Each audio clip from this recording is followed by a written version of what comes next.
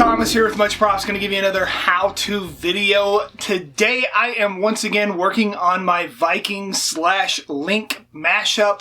Last time I built this pretty awesome bearded axe, and I thought why not continue with the weapon making and make the sword to go along with this. So I'm going to borrow some historical references of Viking swords and video game references of Link's Master Sword, and kind of do like I did with this and pick pieces and mash them together. So there will be quite a few things that I subtly alter in some way. So it's not going to be fully Viking or fully Link, but it'll be somewhere in between, trying to catch that balance. So without further ado, today we are building a Viking Master Sword for my Link Viking mashup.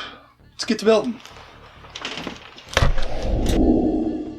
I've got most of this cosplay drawn out already as a loose reference to go off of and keep me focused on what I need to do next. This is the sketch that I have for my sword, combining parts of the Master Sword with historical references, also trying to get a balance between the two. I start by tracing my pattern onto some 10mm HD foam and cutting it out. I have made a few swords here on the channel and thought I'd try a different method to get the edge of my blade for this one.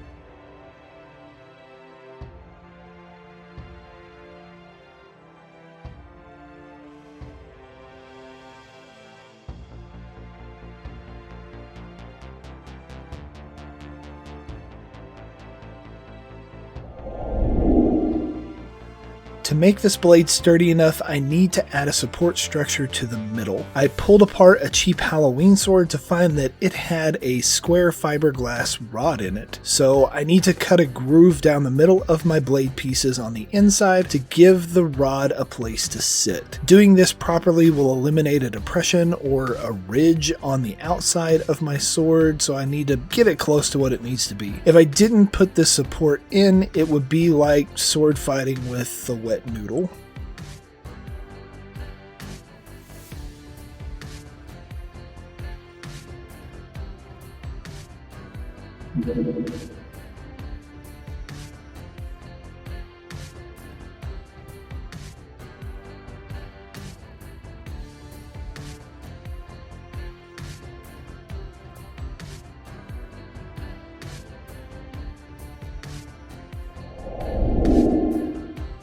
I superglue the rod into the middle of the groove and then contact cement the two halves together permanently. They're a little off, so I trimmed off the overhangs and sanded away the edges flush so that my next step would glue flat onto it.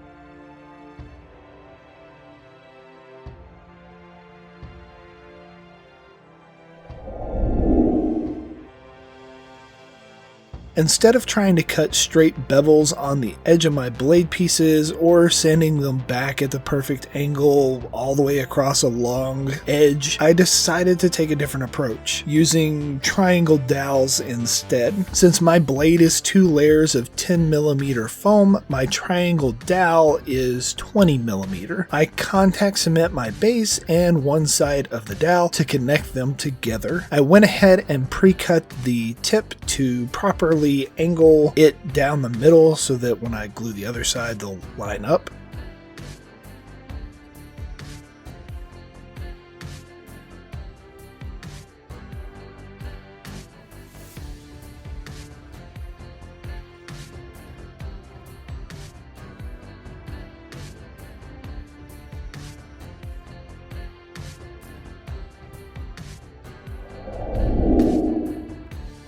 For my guard, I cut back the area on the edge to then glue the assembly into place. Once these parts were glued in, I took the full piece and glued them to the top of each side. To add those wing details that the Master Swords always have, I carved in ridges into the top layer and glued them on separately. This all makes for a very chunky guard, but much like my axe, it's a little oversized.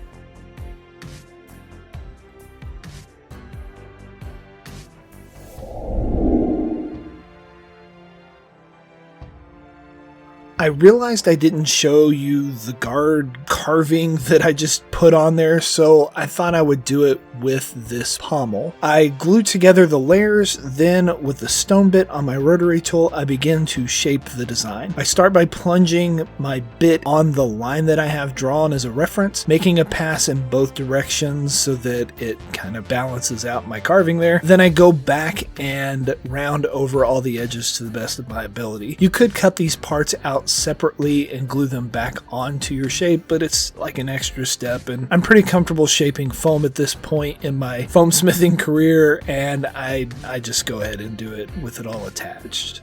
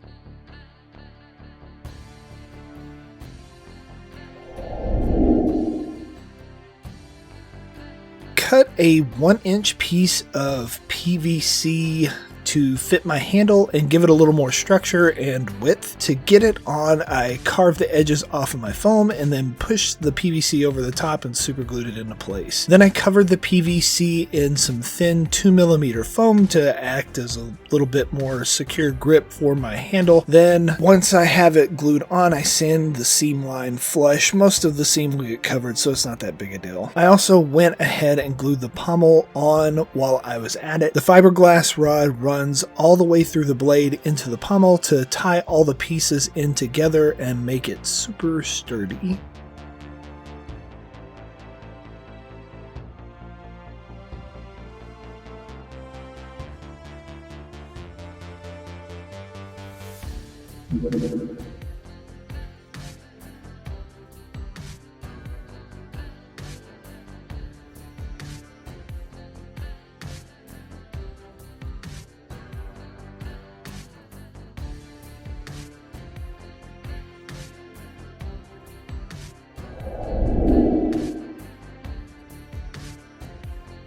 Similar to my bearded axe I made in a previous build, I'm using some half dowels for the grip wrap. I start by gluing down a large 24mm dowel under my handguard to start. Usually on the Master Sword, this half circle faces into the guard. This is because the guard is typically arched. Since I adjusted my design to be flat on the bottom, I thought it made more sense to angle the circle in the opposite direction. Then I wrapped a cross pattern with some 12mm half dowels like I did with my axe.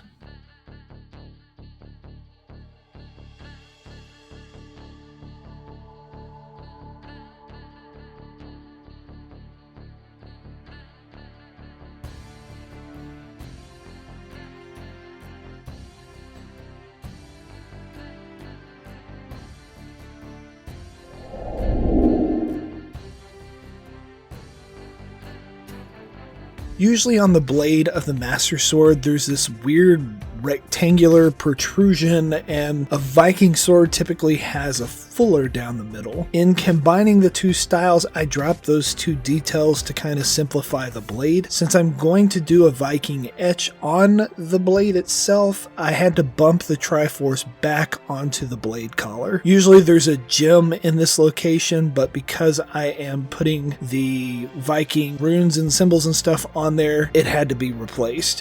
And while I was at it, I thought it'd be a cool idea to replace the Triforce with a Valknut. It's similar and has like 3 triangles in the design, so I thought it made sense. The Valknut, also known as Odin's Knot, is believed to symbolize like the transition between life and death.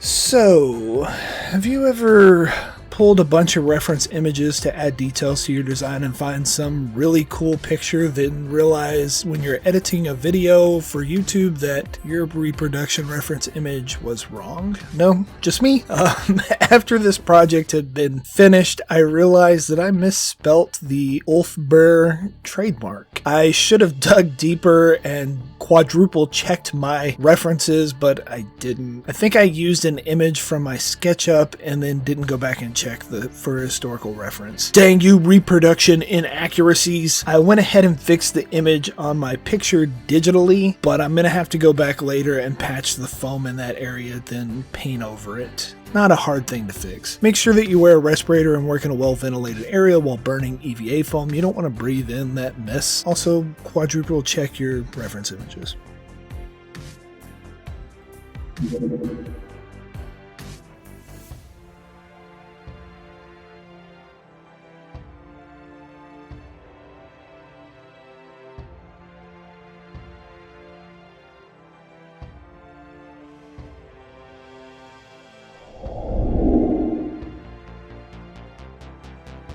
Time to add some battle damage and texture to this pristine foam sword. I make random gouges in the foam on both sides with a stone bit on my rotary tool. This is usually one of my favorite parts of the build. You can hide mistakes, seam lines, and tell the story of how your prop has seen conflict. For the grip on my handle, I need to add that leather texture like I did on my bearded axe. You heat up the area, crumble up some foil, and then press it onto the foam. When you pull it off after it's cooled, it leaves a nice bit of lines and divots and details that will be more visible later on when we paint it.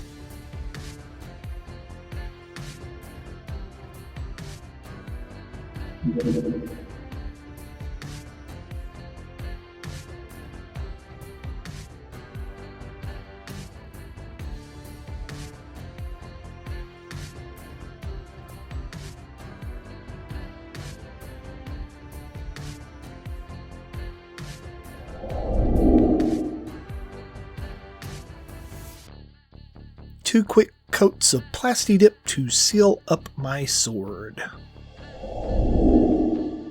Then my handle gets a quick blue spray paint to match the axe handle of my previous build.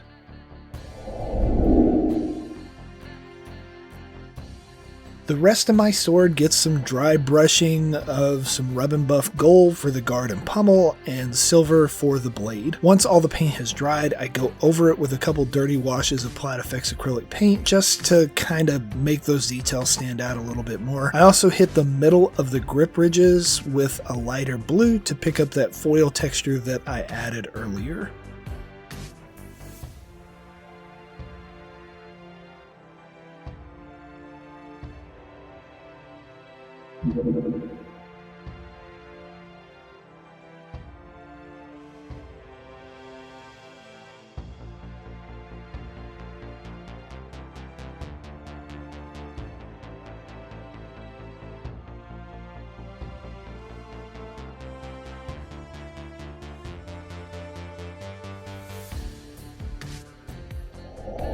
And we are finished. Here is the end result. I think it turned out pretty cool. It is definitely a hybrid of the two. Some subtle things that you may or may not have picked up on. With a Viking sword, traditionally there was a fuller down the middle. I swapped that out for more like the Master Sword and kept the blade as the Viking's blade would be. I changed the Triforce into a Valk nut and then kind of flattened this out just a little bit and reversed what would normally be going the opposite way because I've got that flat surface. And then with the handle, I kept it Master Sword style and changed the pommel out for more Viking authentic. But I think it's turning out pretty awesome, and it goes very well with the other weapon that I have made for this build. Both are super sturdy, and I am super excited to continue building. As you can tell by my garb, I am getting pieces slowly in to put the full cosplay together, so maybe you will try and make one of these yourselves and impress your friends with your ability to mash up things that don't go together and make them look kind of like they belong together and somewhat sort of cool, and maybe you'll get some. Yay! And inevitably, they're going to ask you, how'd you make that? You can give them one of these. Tell them, much props. Here, I'll make it a fair fight. You take the axe. There you go. And then I'll take the sword, and then I'll quickly stab you over the top.